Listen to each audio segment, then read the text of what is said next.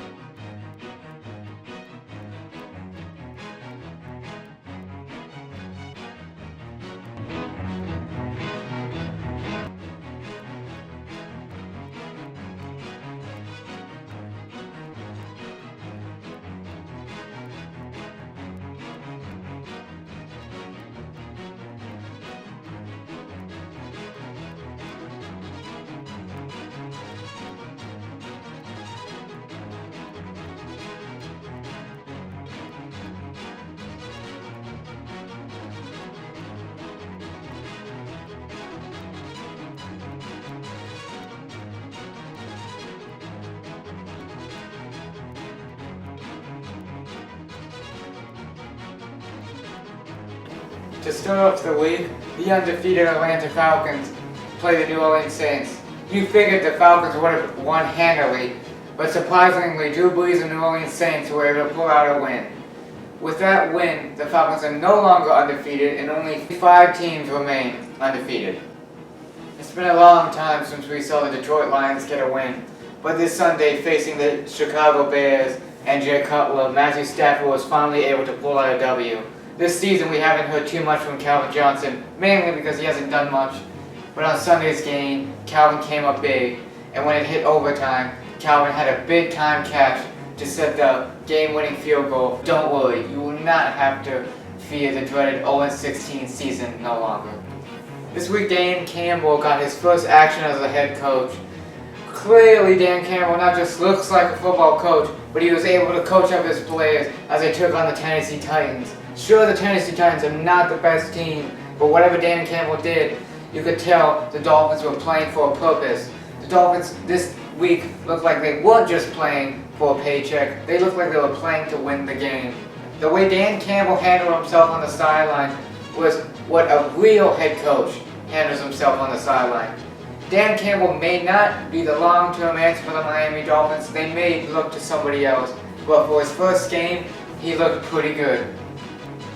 The Arizona Cardinals headed over to play the Pittsburgh Steelers in Pittsburgh, and surprisingly, the Cardinals could not win the game, and that's without Ben Roethlisberger. That is without Michael Vick. That's with Landry Jones at quarterback. That's the third string quarterback. And what's crazy is Landry Jones played better than Michael Vick.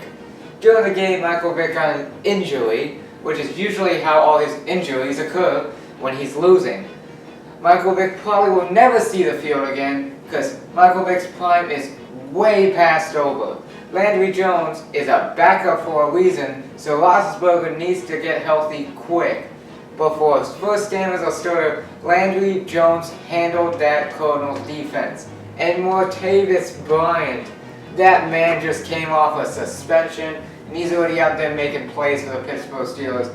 He had 2 touchdowns, and in one of his touchdowns, he just made the whole defense fall on their ass. He was running down the sideline, he just cut once. He made it look so easy, and all the Cardinal players was on the ground. Martavis is back for the Pittsburgh Steelers, and when Ben Roethlisberger gets back, those two will be a deadly combination. And do not forget about Antonio Brown and Le'Veon Bell. The Carolina Panthers traveled on the road this week and had to play one of the hardest road teams possible. The home field advantage in Seattle is insane, but that means nothing to Cam Newton because him and the Carolina Panthers defeated the Seattle Seahawks at home. Yes, the Seahawks have not been doing that great this season, but they had 2-time Super Bowl appearances, and Cam Newton went to Seattle and he shut that crowd up, winning the game. The Carolina Panthers made a statement this Sunday.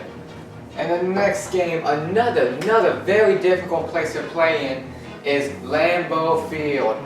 Philip Rivers went into Lambeau and he threw for over 500 passing yards. He broke pretty much every single Chargers passing record there is.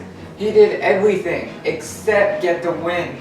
The San Diego Chargers had a chance to tie it up and force overtime, but Philip Rivers could not throw that touchdown. He couldn't get any more yards. Philip, you did everything except for getting the win. Shame. And on Sunday night of football, we had the New England Patriots taking on the Indianapolis Colts. Everybody knows that the Patriots always blow out the Colts, but during the offseason, the Colts made all the moves, signing Andre Johnson, signing Frank Gore. They made the moves to defeat the New England Patriots. And for once, the game was close. It was close for most of the game until on 4th down, the Indianapolis Colts did something stupid. They attempted a fake punt, but not a normal fake punt. No, it wasn't snapped to Pat McAfee. They snapped it off when there was 4 Patriots there and 2 Colts. I know I'm not the best at math, but I know 4 versus 2 is not going to get it done. Obviously, the Colts are trying to go for the stupidest play call in NFL history, but then they're close, but they will not get it. The resigning champs are still, last year, Seattle Seahawks, when they decided to throw at the 1-yard line. So congratulations, Seattle, your title is safe as the stupidest play call ever. So close, Indy, so close. And to close off the week, we have one of the more messier games, where Eli Manning and Sam Bradford faced off and contributed for 7 total turnovers between both teams. That's ridiculous that there were 7 total turnovers. What's more ridiculous is that the Eagles accounted for 4 of those and they still got the win. Sam Bradford probably played worse than Eli, but luckily for him, he wasn't going up against the Eagles defense, so they were still able to get the win. Well, that's it for this week. Remember to like this video and subscribe. I'm the Jets fan, signing off.